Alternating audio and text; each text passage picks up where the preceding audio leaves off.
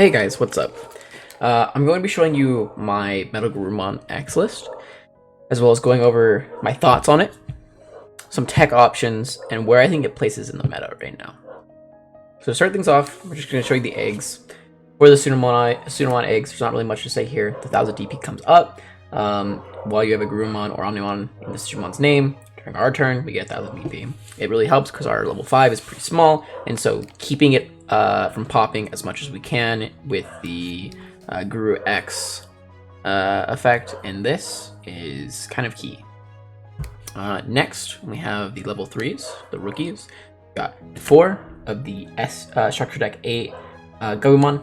Again, same thing. This is the best rookie to Digivolve in Raising.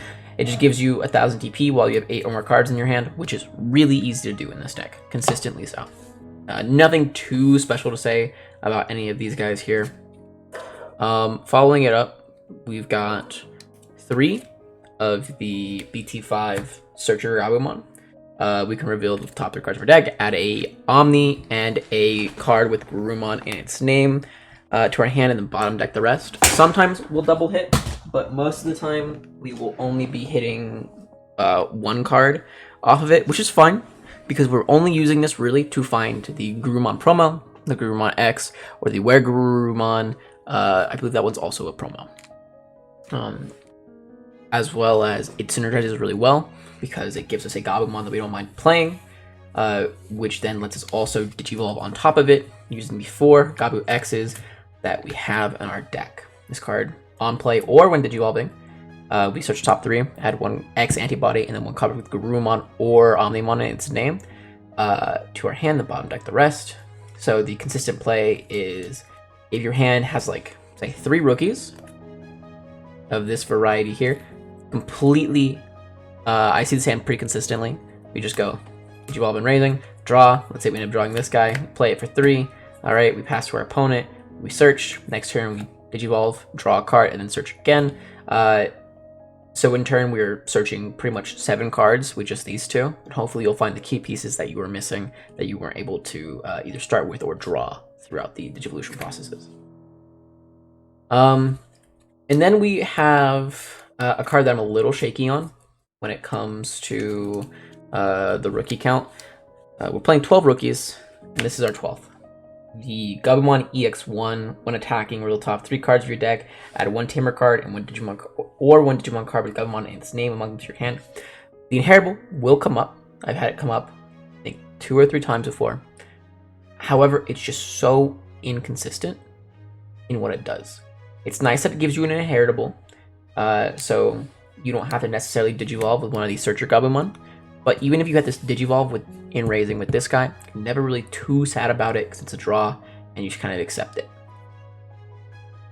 I think this card's kind of a bait. I'm going to keep running it just to see if my mind changes on it, but I would preferably switch it out for a 4th copy of the Searcher Gabumon. But that's just my current opinion. Alright, next up we've got the level 4s. Again, nothing too crazy here. We got 4 of the promo Garurumon.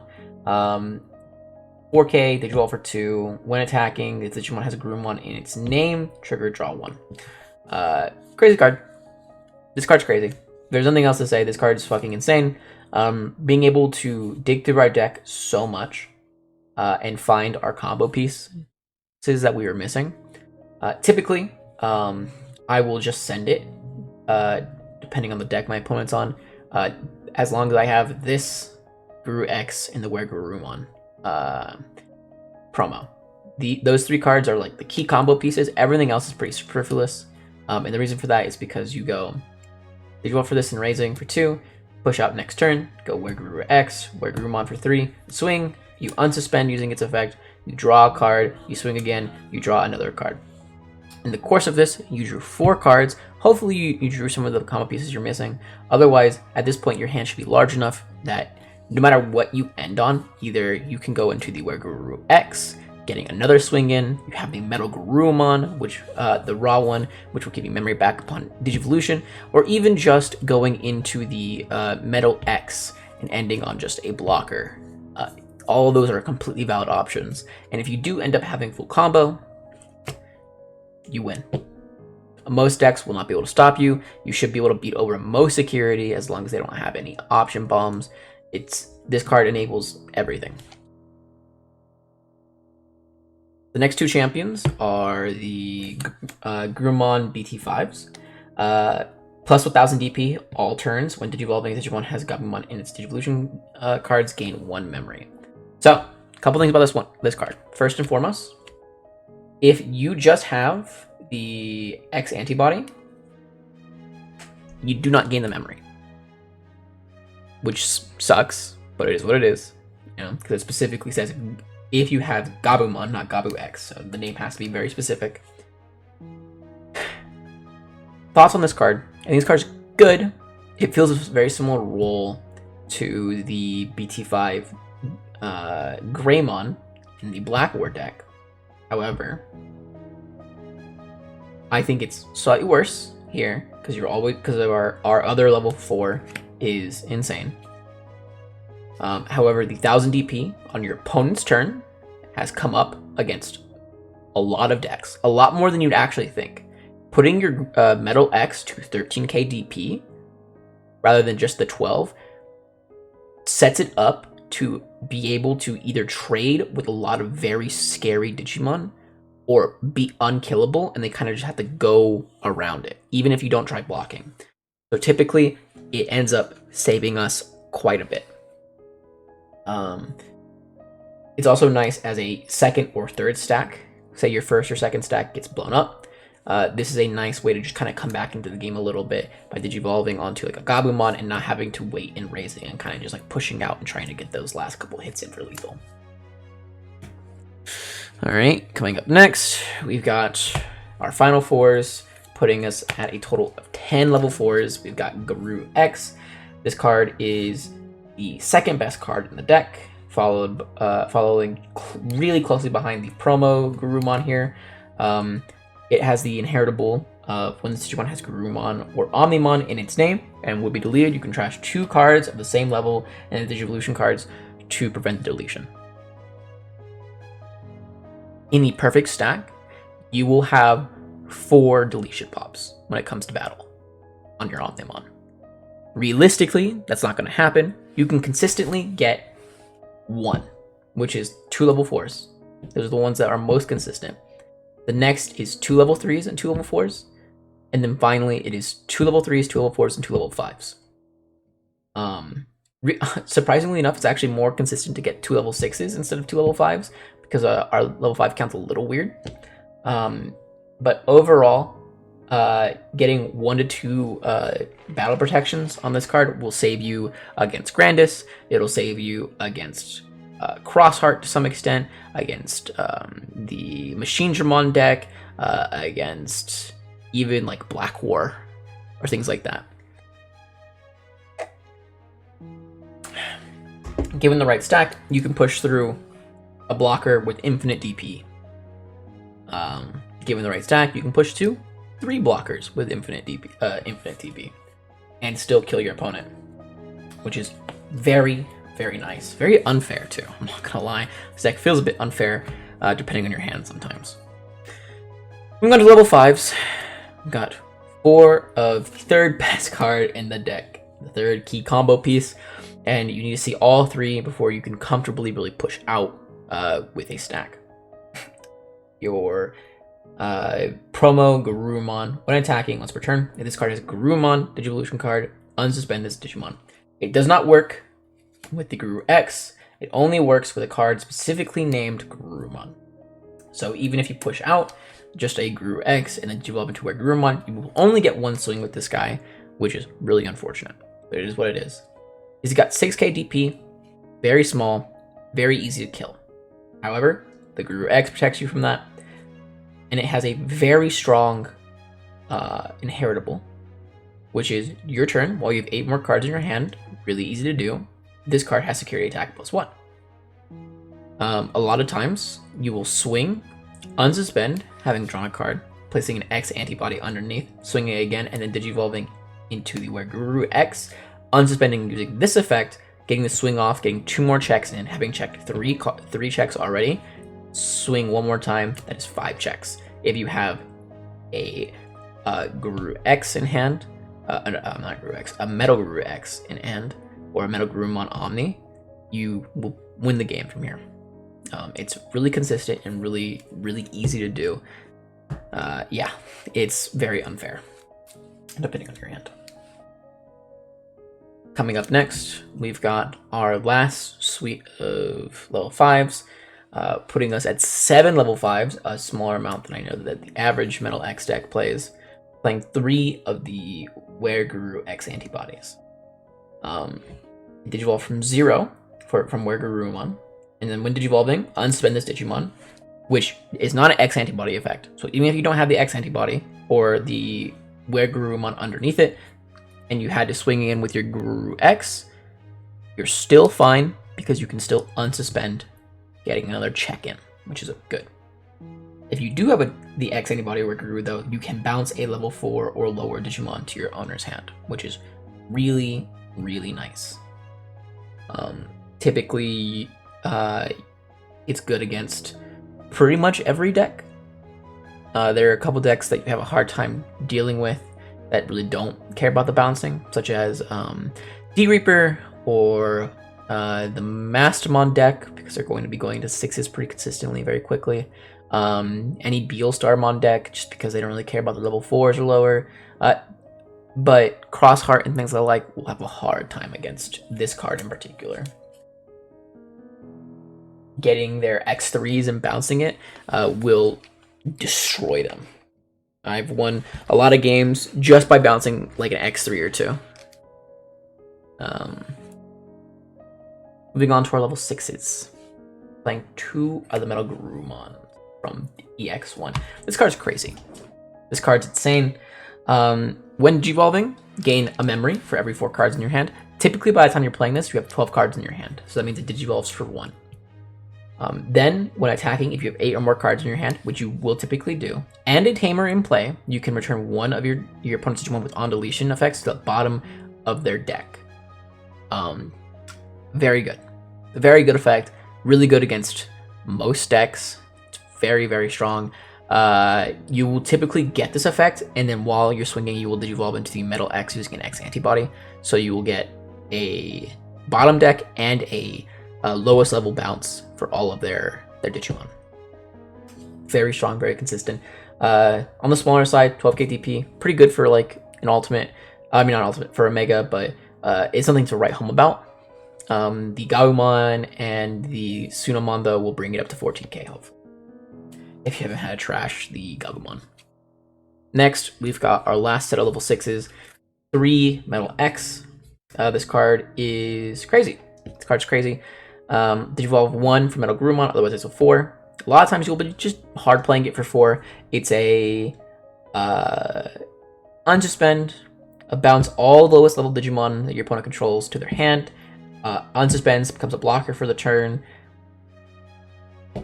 That's it. That's all. It's just there's nothing too crazy about its effect when it's not like a protection, it's not anything insane, but it's just a consistent combo piece to kill your opponent. The blocker comes up sometimes. Typically, if you're having to use the blocker effect, you're losing the game.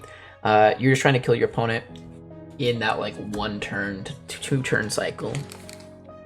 Following up with our level 7s, we've got a Blitz Omni and an Omni X. The consistent combo with this is if you find one, you typically find the other. They're strong on their own, but they're better together. The Blitz Omni, it's just a Blitz Omni bot. Typically don't care about anything else that it does. And then the Omni X, you'll use the X antibody as you're blitzing to get rid of the last security and hopefully swing in for a game. It also bounces their highest level, which has come up a pretty consistent amount, especially against cards like against like decks like Jesmon, if they don't have the Genkumon control set up yet. Playing 1 Davis, just a memory setter. You only play 1 just because we really don't want to see more of it. We play better cards than Davis or any other memory setters typically, so we don't really care too much about it. But getting it out is always nice. You just never really want to see more than 1 memory setter in your game. Because our deck's so consistent, we just kind of put it at 1. We're cool boys. This card's insane. This card, I lied to you guys earlier. This is the best card in the deck. Hands down, best card in the game. Simply, easily, breezily, beautiful cover goal. It's fucking crazy. Those of you who don't know, it's a on play. Search. Top 3. Add an X antibody option and a card with X antibody and its traits. That's good. For 2, that's pretty good. That's better than the Gabumon. Alright. However, the Gabumon is a body. Which is, you know, that's the value, right? You pay an extra memory for a body. Well, this card also has a second effect that says on your turn, if you Digivolve into a card with the same level, to its same level Digimon with X antibody and its trait specifically, you may suspend this tamer if you do gain 1 memory and draw a card. It's just unfair, and I'm surprised they didn't hit it, but they didn't. So we will continue playing this deck until they do, or BT12 comes out, whichever one's first, probably. 3X antibody. You want to see it, but you don't. What I mean by that is, so last time I did a deck profile, I kept saying something along the lines of like, for Hades 4 specifically, you want to see the card, but you don't want to see it. So it was a really strong card, but you never really wanted to see it unless you needed it. And this is kind of the same way. You never really want to see an X antibody in your opening hand. You don't want to see it off the draw until it is like the last card that you draw. You want it to be like the 4th card in your combo. You want to go Garurumon promo, Garurumon X, Garurumon, and then drawing the X antibody afterwards. Never in between that cycle. Playing 3 because we have a lot of searchers for it, as well as we just it's make or break sometimes. Make or break sometimes. Hitting this and having it in your hand and being able to use it will win you the game in a turn, or without it, it'll take 2 turns to do so. That's the X antibody tax. 2 Hammer Spark. I wasn't sold on this card initially. I think it's a good card, don't get me wrong, but I liked running more either blue memory boosts in its place or maybe like another Davis. However, as I play this game more, I realized how important security is, and having someone hit a Hammer Spark in security has saved me and won me more games than I can count. It's weirdly consistent. I play 2. You also never really mind having it in your hand, because that extra memory, we can make use of most like little increments of memory pretty consistently, and you're also drawing so much that you'll end up with like 2 Hammer Sparks pretty consistently in your hand, and you will just Hammer Spark twice, go into like a Garurumon Guru for 5 memory in total, and then swing and end the game off of that. Ice Wall. No need to explain that card. And then 3 blue memory boosts. This card I feel fits a very similar niche to Cool Boy, except it lets you search any of the 3 that you're missing. So typically, you really want to pay attention to the cards that you hit throughout the game, and kind of take the ones that you're more likely to hit or miss. So as an example, if I reveal Garurumon promo, and a Garurumon promo, and let's say something else, doesn't matter what the 4th card is, off of this, I'm slightly more incentivized to take the Garurumon promo, just because I'm more likely to hit we're more likely to take a Garurumon promo because we're more likely to hit a Garurumon in the future rather than that as a key combo piece. So even though we're not getting the level 4 as quickly, we're finding the combo pieces more so. And in my opinion, I think that's more important, because our deck is a little weird in the fact that we can sit back and do nothing for like a turn or 2, even though it feels bad, just because we can switch on a dime and kill in a single turn, as long as they don't set up like huge amounts of blockers, unbounceable guys, etc., etc. Okay, let's go over some tech options, some cards that I've seen people play. The first one I think is kind of cope, is a delicate plan and a hero. I played a little bit around it with it for a couple tournaments, and I think it's cope. I think it's bad. I don't think you should ever run something that inconsistent. The 2-card combo in your 50-card deck that you don't want to see until you have your other pieces set up. It doesn't set you up for more combo. It doesn't help you win the game against decks that don't have huge option bombs. It doesn't help you in your security, except for like maybe setting up a memory tamer. Our deck's so consistent that adding some inconsistency isn't horrible, but also it never feels good ending up with a hero and an ADP in your hand and you're starting 5. Never feels good. And you don't want to play cards, in my opinion, that you don't want to see in your opening hand. I'm gonna say like almost every single one of these cards I'm okay with seeing in my opening hand, except for like these specific options here. These specific option here, and then like multiples of my 6 and 7s. Even ending up with just like a6 and a7 in my hand, I never really feel bad about it. But ending up with like 3 blue memory boosts and 2 cool boys, I'm so okay with that. I just have more memory. I just have more boosters. I'm gonna hit a turning point at some point and win the game. Hero and ADP, not like that at all. Trash. I can't remember what it's called. It's the level 5 MetalGarurumon X-anti Decklist, I think it's what it's called. Or that's the MetalGarurumon one. I can't remember the specific name for the MetalGarurumon. I know I have it back there somewhere, but I'm not gonna go look for it now. It's the same protection as the Guru X, but I've found that we really just want to find the MetalGarurumon. So we're trying to find 4 cards in our 50 to win the game, basically. And I think adding any of the level 5s kind of feels bad. So I ended up taking out one of the X's actually to put in another blue memory boost, just for that extra consistency to hit what we're trying to hit.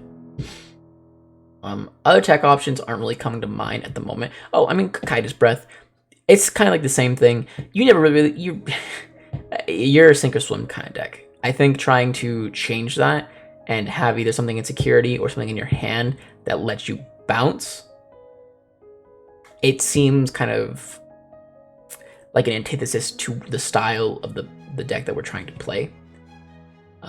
I think that your goal should always be to rush down your opponent and kill them in a turn or two, rather than sacrificing tempo to bounce an opponent's Digimon.